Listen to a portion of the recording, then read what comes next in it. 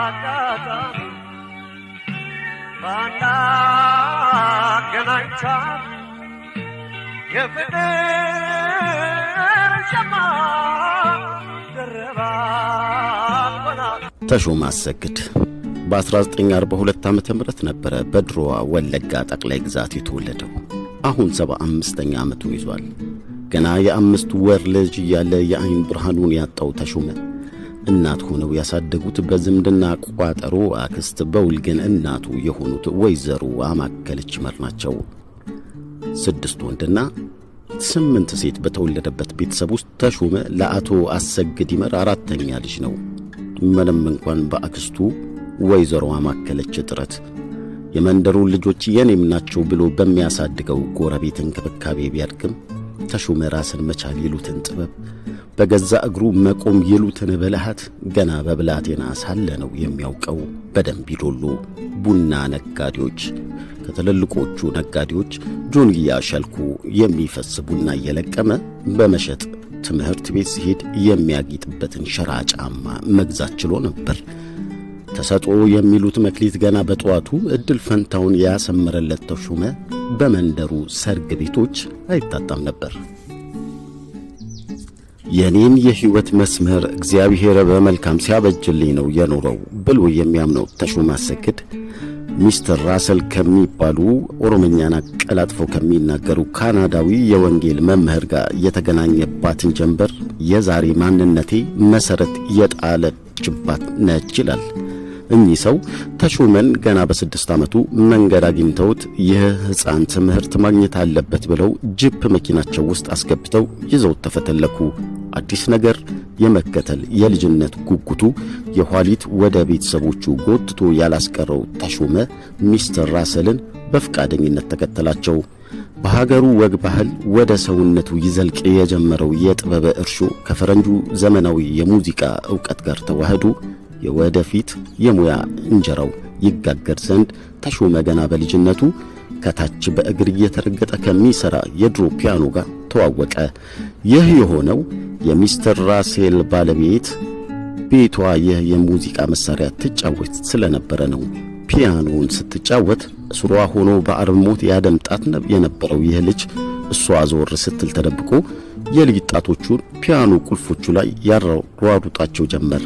ገና በ13 ዓመቱ ጥሩ ሙዚቃ መጫወት የመቻሉ ሚስጥር ቋጠሮ እንዲህ ባሉ የትላንት ወዲያ ታሪኮቹ ውስጥ የሚገኙ ናቸው።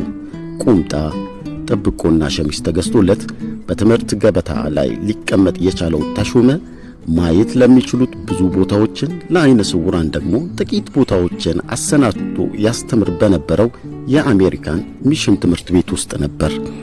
እናም እስከ 10 ዓመት ዕድሜው ድረስ እዚያው ተማረ። አንድ ቀን በአጋጣሚ ቀዳማዊ ኃይለ ሥላሴ በሚማርበት ትምህርት ቤት ለመጎብኘት ደምቢዶሎ ይሄዳሉ። ሕፃናቱን እየዞሩ እያናገሩ ነበርና ለታዳጊው ተሾመም ጥያቄዎች ቀረቡለት። በኦሮምኛ ነበር ያናገሩት። ኦሮምኛ ትችላለህ የሚል ጥያቄ አስቀድመው እኛ ማንን ብለው ጠየቁት። እሱም ምን ልጅ ቢሆን ወቅቱ የሚፈልገውን ቋንቋ ያውቅ ነበርና የኢትዮጵያ ብርሃን ግርማዊ ጃንሆይ አላቸው። ምን እንድናደርግልህ ትፈልጋለህ ብለው ጠየቁት። በወቅቱ ከፍተኛ የመሰለውን ነገር እንዲፈጽሙለት ነገራቸው። ንጉሥ ነበሩና አልከበዳቸውም። ሸራ ጫማ ተገዛለት። የሚማርበት ትምህርት ቤት ተማሪዎቹን ይዞ ይጓዝበት የገንዘብ አቅም ስላልነበረው ጥያቄውን ለቀዳማዊ ኃይለ ሥላሴ አቅርቦ ከ8 ተማሪዎች ገሚሶቹን ወደ ባኮ ሲሄዱ ገሚሶቹ ወደ ሰበታ ተሸኙ። ተሾመ ለ3 ዓመታት ባኮ ቢቀመጥም ለጆሮ ሕክምና ስዊድን ደርሶ ከመጣ በኋላ ወደ ሰበታ ተዘዋወረ። በወቅቱ አጠራር መርሃ ዕውራን ተብሎ ከሚታወቀው ትምህርት ቤት ዛሬ በካናዳ ከሚኖረው አብዱቄ ከፈኒና ከሌሎች ባልንጀሮቹ ጋር ሙዚቃን በቅጡ መለማመድ ጀመረ። የትምህርት ቤቱ ዳይሬክተርን ጨምሮ እነ ፕሮፌሰር አሸናፊ ከበደ፣ ተስፋዬ ለማ፣ አለማየሁ ፋንታና መላኩ ገላውን የመሰሉ ሰዎች ተሾመን በማበረታታት የሙያ አፈር በማስያዝ ረገድ በኩል ጉልህ ሚና ተጫውተዋል። እናም ገና በወጣትነቱ ፍሬውን ማየት የጀመረ ከ6 የሰበታ አይነ ስውራን ትምህርት ቤት ጓደኞቹ ጋር ሆኖ ሬምቦ የተባለውን ቡድን አቋቁመው ለረጅም ጊዜ ሰርተዋል። ይህች አጋጣሚ የተሰኘው የጥላሁን ገሰሰ ዜማ አስቀድሞ ተሾመ አሰግድ ገና በለጋነቱ ሊጫወተው የነበረ ዜማ ነው። በአሁኑ ሰዓት ዊስኮንስ የሚኖረው የሕግ ባለሙያው ዶክተር በቀለ ኃይለ ኢየሱስ የደረሰው ይህ ሥራ በመጀመሪያ ሊቀነቀን የነበረው በተሾመ አሰግድ ነበር። የፊሊፕስ ኩባንያ ባለቤት በተጽዕኖ ዜማው ለጥላሁን ገሰሰ እንዲሰጥ ቢያደርጉም ጥላሁን የተሾመን የአማራ ጨዋወት አይቶ የገበያው መሪ ባለሀብት የወሰኑት መቀልበስ ባይቻለውም እንባውን አፍስሶ ከሙዚቃ ሽያጩ ያገኘውን ሙሉ ገቢ በወቅቱ እነሱ ላጀቡት ለእነ ተሾመ አሰግድ ለሬምቦ ባንድ ሰጥቷል። ተሾመ ወጋገን በተባለ የኢትዮጵያ ዓይነ ስውራን ማህበር የሙዚቃ ቡድን ውስጥም አገልግሏል። ተሾመ ከውጭ የትምህርት ቆይታው በኋላ ሙያዊ አበርክቶ ከለገሰባቸው ተቋማት መካከል የዓይነ ስውራን ማህበር አንዱ ነው ሲሆን አመራር በመስጠትም ሙያዊና ወገናዊ ኃላፊነቱን ተወጥቷል። ተሾመ እንደ አብዛኛው የወቅቱ ወጣት በእድገት በህብረት ዘመቻ ተሰልፎ ነበር። ያንን የወቅቱን ግዴታ ከተወጣ በኋላ ነበር ጀርመን አገር ሄዶ የፒያኖ ቅኝትና ፒያኖ አሰራር ትምህርቱን የተከታተለው። አሁን ኬምኔትስ ተብላ በምትጠራው በቀዝቃዛው ጦርነት የበርሊን ግንብ ዘመን ካርል ማርክሽታት ትባል የነበረችው ከተማ ብሉንዶን ሴንትሩም ወይንም የዓይነ ስውራን ትምህርት ቤት ማዕከል ነበር እንደ አውሮፓውያኑ አቆጣጠር በ1980 ዓመተ ምህረት ወደ ከፍተኛ ትምህርት ምዕራፍ የተቀላቀለው። የጀርመንኛ ቋንቋን ያጠናበትን 6 ወር ጨምሮ በአጠቃላይ ለ2 ዓመት ከመንፈቅ ነበር ተሾመ ትምህርቱን በጀርመን ተከታትሎ በዲፕሎማም የተመረቀው። ተሾመ ትምህርቱን በብቃት ጨርሶ ሀገሩን ለማገልገል ወደ ኢትዮጵያ በመንፈሰ ሙሉነት ተመልሶ በቅድሚያ ወደ ያሬድ ሙዚቃ ትምህርት ቤት ነበር ያቀናው። ተቋሙ ግን በልምድ ከሌላ መምህር የተማሩትንና በዘልማድ የሚሰሩትን አይናማ ሰው በፒያኖ ቃኝነት ቀጥሮ እያሰራ በጀርመን ሀገር ትምህርት ቤት ገብቶ ሙያውን በብቃት ቀስሞ የወጣውን ተሾመ አሰግድን አልፈልግህም አለው። ለነገሩ ይህ የሙዚቃ ትምህርት ቤት እንደ ፕሮፌሰር አሸናፊ ከበደ አይነት በእኩልነት የሚያምኑ ሰዎች የነበሩበት መሆኑ ባይታበይም ዓይነ ስውራን ሙዚቃን መማርም ሆነ ማስተማር አይችሉም በሚልና እነሱን ተቀብሎ ለማስተናገድ በበቂ አልተዘጋጀንም በሚል አስተሳሰብ እስከ ዘንድሮ ዓይነ ስውራንን ከሙዚቃ ትምህርት ገበታ ነጥሎ ኖሯል። ተሾመ ግን በዚያ መገፋት ተስፋ ሳይቆርጥ የባህል ሚኒስቴርንና ቲያትር ቤቶችን በር ደጋግሞ አንኳኩቷል። የእነዚህ ተቋማት በሮች በዋናነት ለዓይናማዎቹ ብቻ የተከፈቱ ነበሩና ማንኳኳቱ ተሰምቶ በሮቹ አልተከፈቱለትም።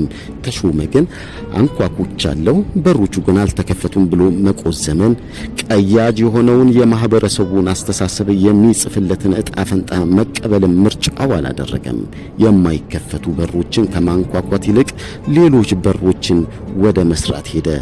በተለያዩ ባንዶች ውስጥ ማገልገሉን ከእውቅ ሙዚቀኞች ጋር ተባብሮ መስራቱን ቀጠለ። በኋላም ጎረቤት ሀገር ጅቡቲ መኖሪያውን አደረገ። ለነገሩ ወደዚያ ሄዶ መስራት ዋዝ አልነበረም። ከሀገር እንዳይወጣ በሮችን ሊቆልፉበት እየታገሉ ነበሩ። ማመልከቻው በአንድ ባለስልጣን ጠረጴዛ ላይ ልታርፍ በመቻሏ ነበር የጅቡቲ ጉዞ በመጨረሻ የተሳካው። በጅቡቲ የ5 ዓመታትን ቆይታው የኩባያ ወተት የተሰኘ ስራው ገኖ ቢወጣም ተሾመ የተለያየ ሀገር ዜጎችን ለማዝናናት በተለያዩ ቋንቋዎች ያዜም ነበር። እንግሊዘኛ፣ ፈረንሳይኛ፣ አፋርኛ፣ ሶማሌኛና ሌሎችም። ተሾመ በሙዚቃ ቅንብር በኩል ከኦርኬስትራ ኢትዮጵያ ጋር ስራውን አበርክቷል። ከእነዚህም ውስጥ ለጥላሁን ገሰሰ ያቀናብራቸው አልማዝናይቺ፣ ያለቀሰ ሲስቅ እና ወቢት ሕይወቴ ነሽ የሚሉ ተጠቃሾች ናቸው። በተጨማሪም በኦርኬስትራው ኢትዮጵያ ቆይታ የፀሐይ እንዳለንን ዜማ አቀናብሯል። የሆኑም ግን ተሾመ ቅንብርን በሙሉ መንፈስ ስራዬ ብሎ የያዘው በኢትዮጵያ ሙዚቃ ውስጥ የራሱን የድምፅ አሻራ ካተመው ከኢትዮ ስታር ባንድ ጋር ሲሰራ እንደሆነ ይናገራል። ተወዳጁ አርቲስት ቴዎድሮስ ታደሰ ከህዝብ ጋር በሰፊው ያስተዋወቀውን ስራውን ሉባንጃ ካሴቱ እንደሆነ ይታወቃል።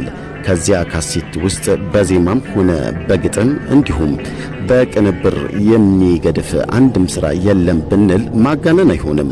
እንደ ሉባንጃና ቀን ሳይመሽ ሳይጨልም በጊዜን የመሳሰሉ ምርጥ ስራዎች የተካተቱበት ይህንን ሙሉ ስራ ያቀናበረው ተሾመ አሰግድ ነው። በኋላም የሂሩት በቀለን ልጅ የመስፍን ኤልያስንና ጥላሁንን ይተካል በሚል ይሞካሽ የነበረውን ነገር ግን በልጅነቱ በሞት የተቀጨው የደሳለኝ ቢሻውን ካሴት አቀናብሯል። ኪቦርድ ወይንም ሲንታይዘር የሚባለው መሳሪያ በመጫወት ድምፃውያንን አጅቧል። የሙዚቃ መሳሪያዎችን ጨዋታ ከተነሳ የተሾመ ችሎታ ሊወሳ የግድ ነው። ተሾመ ክራር፣ መሰንቆ፣ ዋሽንት፣ አኮርዲዮን፣ ፒያኖ፣ ኪቦርድ የመሳሰሉትን መሳሪያዎችን ይጫወታል። አርቲስት ተሾመ አሰግድ በግልና በጋራ በአጠቃላይ 6 አልበሞችን ለህዝብ አበርክቷል። ትዝታ ከሬንቦ ባንድ ጋር በመሪ ድምፃዊነት ፊሊፕስ ባስቀረጸው ሸክላ፣ በላሹ የካሴት ስራ ከሬንቦ ባንድ ጋር፣ የኩባያ ወተትን ከሮሃ ባንድ ጋር፣ ደርባባይን ከሮሃ ባንድ ጋር፣ በቡድን ከኬኔዲ መንገሻና ከራሄል ዮሐንስ ጋር እንዲሁም በቡድን ከነበዘ ወርቅ አስፋው፣ ኤልያስ ተባባልና ማርታ አሻጋሪ ጋር ሰርቷል። ተሾመ በተናጠል ተወዳጅ ከሆኑለትና ዛሬ ድረስ ወጣቶችን እያነቃቁ ከሚገኙ ዜማዎች መካከል የኔ አካል የኔው ነሽ፣ እንዲያው ዘራፊዋ፣ ያዘልቃል ያልችው ፈጣን መኪናና ሌሎች ተጠቃሾች ናቸው። ተሾመ አሰግድ በግሪክ፣ በጣሊያን፣ ጀርመን፣ ሆላንድ፣ ስዊድን፣ ጅቡቲ፣ ካናዳና እንግሊዝ ሀገራት የሚኖሩ አድናቂዎቹን በሙዚቃ ስራዎቹ የደረሰ ሲሆን በሰሜን አሜሪካ ኢትዮጵያውያን በሚኖሩበት ከተሞች ሁሉ ማለት በሚቻል ደረጃ ተፈጥሮ በለገሰችውና በዘመናት ልምድና ችሎታው ሲያገለግላቸው ኖረዋል። እናመሰግናለን። ጽሑፉን ያገኘነው ከአዲስ 1879 ነው።